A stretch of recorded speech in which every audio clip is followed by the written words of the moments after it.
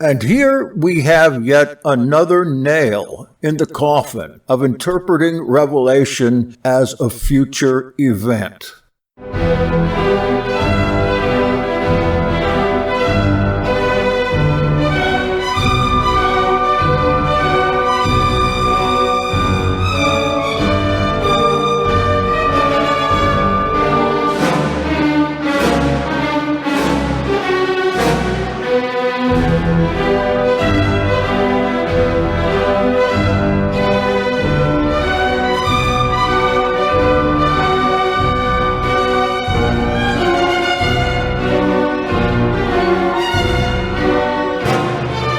You are about to experience Jackson Snyder Presents. We will examine the life of our Master Yeshua by discovering his ancestors, family, and friends, by reviewing rare ancient manuscripts, and speaking to those who know him best. From the Vero Essene Yahad, now experience Jackson Snyder Presents.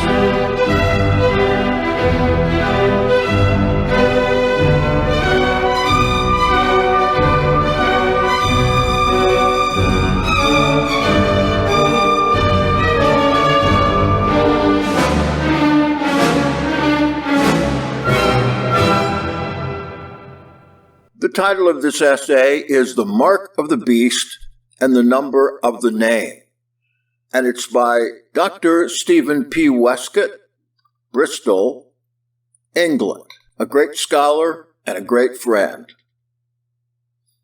As we stand at the opening of the 21st century, we have 20 centuries of professing Christianity stretching behind us, and with all the apostasies and reformations, the declensions and revivals, the errors, heresies, and doctrinal clarifications of our long ecclesiastical history, we must be constantly alert to the culture gulf between ourselves and the apostles, and be willing to make the necessary effort to place ourselves, so far as we can, in the mindset of the first century Jewish world within which our faith was born and nurtured. This, more easily said than done, is sometimes called the Timothy factor.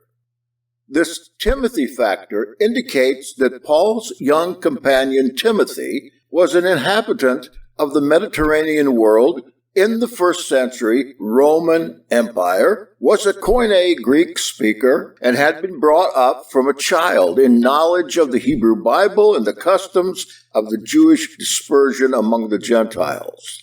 No one has this background or these advantages today. That's why pastors must attend seminary, work hard at their Hebrew and Greek, and study ecclesiastical history and archaeology, all to get somewhere near what Timothy took for granted.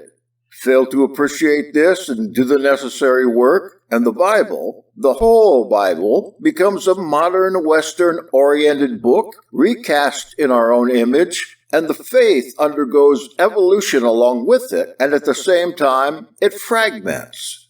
History is thus vital to interpretation, archaeology to exegesis. We must see, first of all, what a text meant to its original recipients in their real flesh and blood, world and life reality, and then, secondly, extract the lasting messages for all time thereafter. These factors must also apply to the vexed questions of the mark of the beast and the number of his name. If we make the effort to dissociate ourselves from our own world and try to see and think and feel as the first century Jews did, here is at least an intriguing possible alternative explanation to the number of his name. Judea was under Roman occupation and rule. The Herodian dynasties were client rulers and Hellenistic, collaborators with the empire, and the land moved toward being a Roman province. Worst of all for religious Jews, the Romans were pagans and idolaters, and their abominations, statues, standards, uniforms, altars, milestones, and inscriptions defiled the land at every turn. The Caesars were worshipped as gods, and all good citizens must identify themselves with the cult of Rome, and the emperor, Gaius Caligula, was narrowly prevented from placing his statue within the Jerusalem temple and sparking off a rebellion in AD 40. All throughout Palestine, Orthodox Jews fretted and chafed under the pagan rule, and one day soon would be goaded into that outright rebellion that saw the destruction of Jerusalem and the temple, disasters unparalleled for the people, and the emergence of a worldwide Christianity from this Jewish nurturing place. But what angered and frustrated the people most under Roman rule was the tribute, the taxation they had to pay to the occupying Roman rule, to the occupying power. In all provinces, taxation was a grievance as syndicates of publicanes vied for controls. Nothing, of course, is so predictable or comes around so regularly as taxes. And naturally, when you pay your dues this year, today's receipt will avail you nothing when next year comes around. Do we know, at this distance in time, the tax-paid stamp of receipt that so defiled Jewish goods and paperwork? Well, yes, archaeology can help us here and keep us in the real world of the Gospels. Check out the facsimile of a limestone stamp dating from the reign of the Emperor Augustus, that is from AD 5 through 6. I'm going to try to put this illustration up, but for the time being, let me just tell you what it looks like. It's a circular stamp, and the legend is also circular around the stamp, and it reads L.E. Kaisaros, which means the 35th year of the emperor, equating to taxes paid for the year AD 5 through 6. That's our model. Naturally, this receipt wouldn't be valid anymore in the following tax year, AD 6 through 7, the 36th year of Augustus.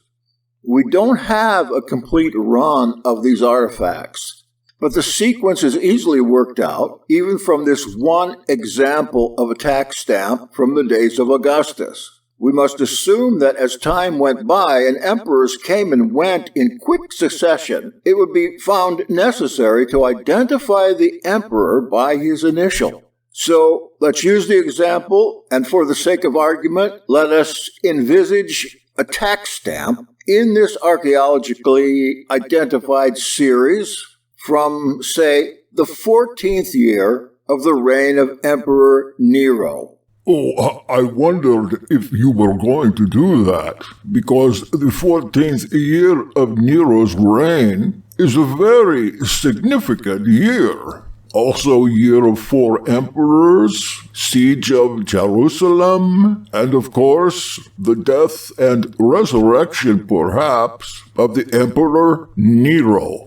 It would have read I.D. N. Kaisaros. I.D. stands for 14, N for the name Nero, and Kaisaros, of course, is Caesar or Caesar. So if we add the numbers up on the stamp for the 14th year of the reign of Nero, the letters add up to 666. That's ID N Kaisaros, 666, just as is mentioned in Revelation 13. So anyone in that situation and error, looking at the Mark of the Beast custom stamps on their goods, paperwork, foreheads, forearms, would easily be able to determine when the number of the name would reach the figure 666. The people would know that. It would be the 14th year of Nero, where the tax stamp with the number of his name adds up to 666. Is that significant? We've got to look and see what year was the 14th of Nero's reign and what happened in that year. And I already spilled the beans here. Nero's 14th year equates to AD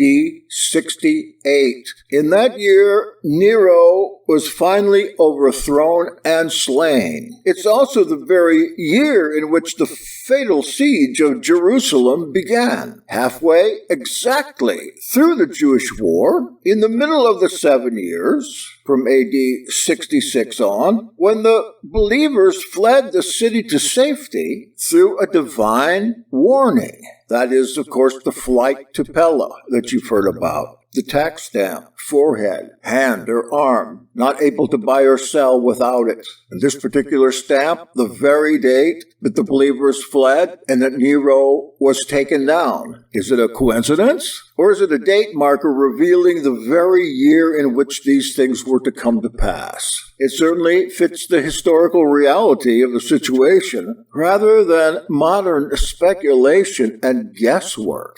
Is it an ID chip? Is the mark of the beast the vaccination? I think Wescott has pretty well proven that historically what the Revelator is speaking of in Revelation 13 is the tax stamp receipt. Things that were central to the thinking and concerns of first century Jews and Christians are by no means so obvious to us today and need some archaeological and historic research. That is the Timothy factor once again, to see things with their eyes. The mystery, again, is in the history. Well, we can't be absolutely certain, but it makes a lot more sense to me that the mark of the beast and the number of his name was the contemporaneous tax stamp of 68 AD than it is, speaking of something thousands of years later that was never even conceived of at this time. But then again, the reader, the student, the historian, each person needs to make up their own minds.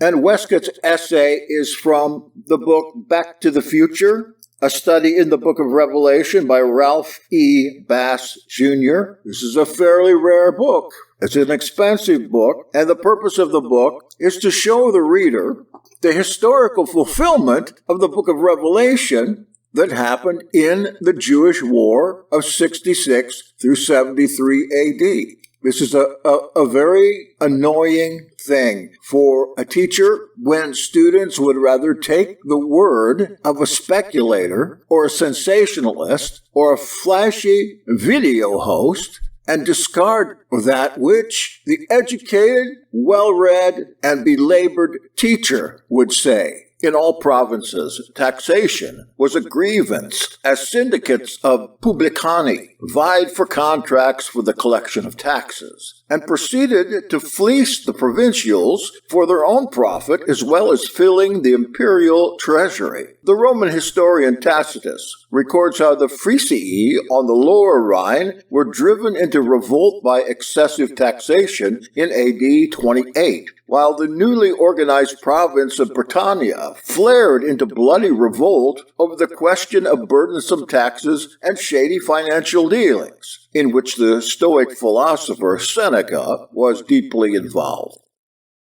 Excuse me just a moment. Did you say Seneca? Yes, Seneca, the philosopher, he almost singly bankrupted Britain. Cheap land, super high rents, swindling, and collusion. Then is this the same Seneca that Paul quotes 12 times in his letters? Yes, the very same one. And is this the same Seneca that corresponded with Paul several letters about the condition of the empire? Yes, the very same one. And is this the Seneca that taught the Indians how to read? No, not that one. This is the philosopher, the most famous of his time, Nero's guardian, and I think certainly a close friend of Paul's. Well, I really didn't think that was the Indian. Yeah, it doesn't make much sense that they could both be. I should say that Seneca could be both a Roman philosopher and the linguist for the Indians. Okay, I'm sorry to interrupt. And the Romanized cities of Verulamium, Camulodunum, and Londinium were destroyed in flames and massacred by irate tribes under the leadership of Queen Boudica in AD 61. But for the Jews, there was far more than mere resentment of being fleeced by unjustly high taxation. The levy, the tax, went to support that very paganism, the idolatry and blasphemy that Jews abominated. We should remember how all-pervading this tax system was. Even Messiah's birth at Bethlehem came about because, quote, "It came to pass in those days that there went out a decree from Caesar Augustus that all the world, that is the Roman Empire, should be taxed." The background to this is that the Emperor Augustus, 27 BC to 14 AD, required a full census of the empire for taxation purposes at an indeterminate date in his reign.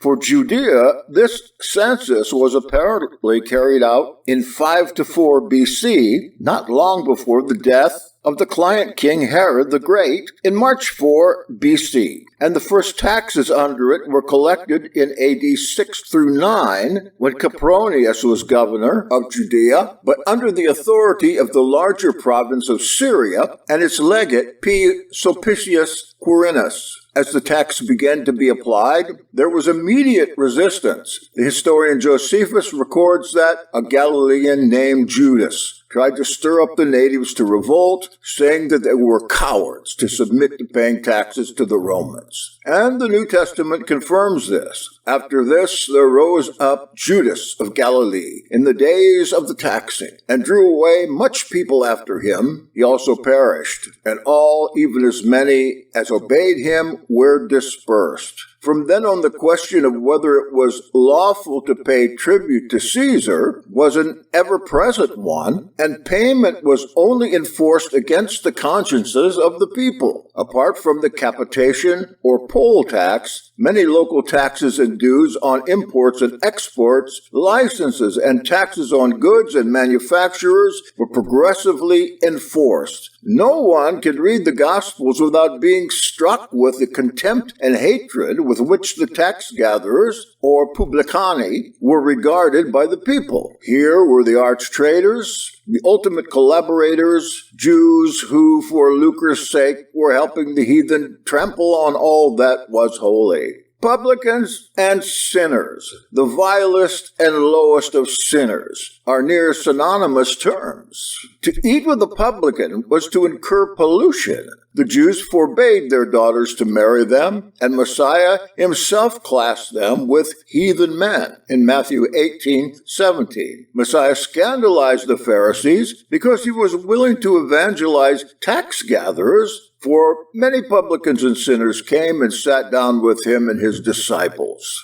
And this became a leading accusation against him as being a friend of publicans and sinners. And his gracious contacts were classed with his touching lepers. The conversions of Matthew, the publican, who gathered taxes at Capernaum from traffic on the Sea of Galilee, and Zacchaeus, who was chief of the publicans, and he was rich, are recorded as outstanding monuments of grace abounding indeed. Imagine then the humiliation of the religious Jew as his tax was taken and his goods or documents marked up to show that he had paid his dues to Caesar. But if that mark, showing his acceptance of taxation, was in itself idolatrous and the brand of submission to the pagan beasts of Rome, and yet nothing could be bought or sold, past the borders or cross the Sea of Galilee without toll and tribute, it would indeed seem to the religious Jew and the Jewish Christian that no work by head or hand could be accomplished without this payment to the beast, an acceptance of his mark, the receipt for taxes paid to pagan Rome. Now, can this be the concept behind Revelation 13, 16 through 17? And he causeth all, both small and great, rich and poor, free and bond, to receive a mark in their right hand, or in their foreheads, and that no man might buy or sell, save he that had the mark, or the name of the beast, or the number of his name. Note that no one might trade, buy, or sell unless he had the mark, the tax receipt, with the name of the beast, that is the Roman emperor, and the number of his name. Right hand, or rather forearm, and forehead were and are, where Orthodox Jews wear phylacteries, demonstrating their obedience to Elohim and his laws. Here was a pagan power demanding tokens of submission over the fruit of all their labor, mental or physical, over minds and bodies, and its pagan bureaucracy recording receipt of the tribute. And we don't know that tax receipt, that tax stamp, wasn't literally stamped upon forehead or forearm. The double factor of A, crushingly high and unfair taxation, and B, its idolatrous import, were certainly major factors in the outbreak of the Great Jewish Revolt of 66 to 73 A.D. Josephus records King Agrippa as protesting, "You have acted as if you were already at war with Rome. You have paid no tribute to Caesar." The magistrates and the counselors went to the various villages and collected the tribute, quickly getting together the 40 talents due. The king sent magistrates and influential citizens to Florus at Caesarea to collect tribute from the countryside. A major factor in the Jews' case against Messiah, in order to turn the Roman authorities against him, was the accusation that he incited the people to withhold their taxes. We found this fellow perverting the nation and forbidding to give tribute to Caesar, saying that he himself is Messiah, a king. If taxation to Rome and its servants were thus a major factor in the Jewish unrest and underlay the Great Revolt, and if, as we have seen, the prime theme of the book of Revelation is that revolt and the consequent destruction of the city and temple and breakup of the Jewish polity and break out of worldwide Christianity from its Jewish cradle, then we should expect to see references to this very actor in the symbolism of the apocalypse. Can we find it? And here we have yet another nail in the coffin of interpreting Revelation as a future event.